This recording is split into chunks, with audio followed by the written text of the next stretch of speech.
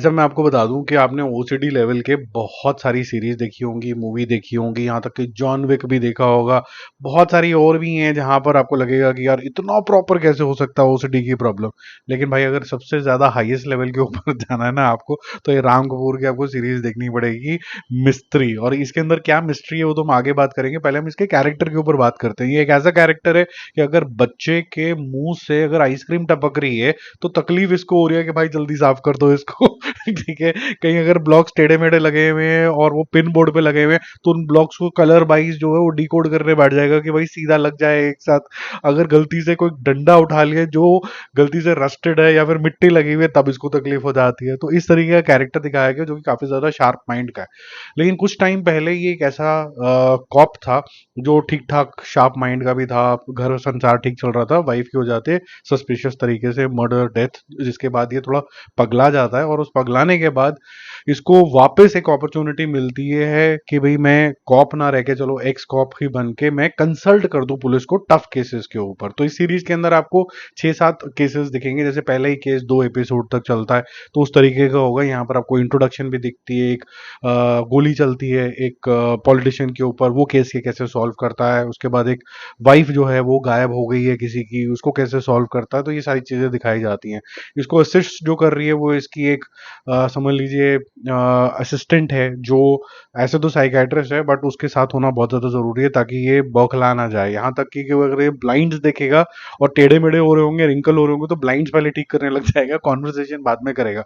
अगर गैस कहीं भूल गया है नहीं भूल गया, उसकी कॉन्वर्सेशन पहले करेगा, केस की बात बाद में करेगा। लेकिन जब भी करेगा तो बहुत ज्यादा शार्प माइंड का ये होगा। तो केसेस ये सॉल्व होते रहेंगे एक के बाद एक एपिसोड के अंदर। कुछ पर्सनल इंटेंगलमेंट भी दिखाते हैं एज द सीरीज प्रोग्रेसेस। अब देखो मजा तो आपको आएगा पहले 2-3 एपिसोड के बाद, फिर ये थोड़ा सा रिपीटेटिव हो जाता है।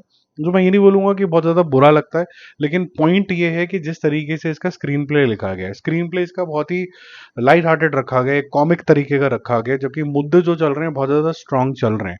और उससे होता क्या है कि ये जब आप केस सॉल्व कर रहे होते हैं, when you are not feeling for the characters, और एक क्राइम पेट्रोल है किस्म का, ठीक है, तो आप जब फील ही नहीं कर रहे हो कैरेक्टर के लिए, तो वो केस सॉल्व हो ना हो उसकी ग्रेविटी से जो व्यूअर है उसकी अटेंशन नहीं जाती है उसके ऊपर, क्योंकि व्यूअर की अटेंशन नहीं जाती तो व्यूअर काय को देखेगा भाई। तो वही सवाल मैं अपने आप से पूछ रहा था, काय को देखने का भाई। तो वो थोड़ा सा आपको लगेगा। और जितना भी ये सीरीज चलती है उसमें मोना सिंह की बहुत बेहतरीन एक्टिंग, और जो इसकी असिस्टेंट है शिखा, उनकी बहुत अच्छी एक्टिंग लगेगी।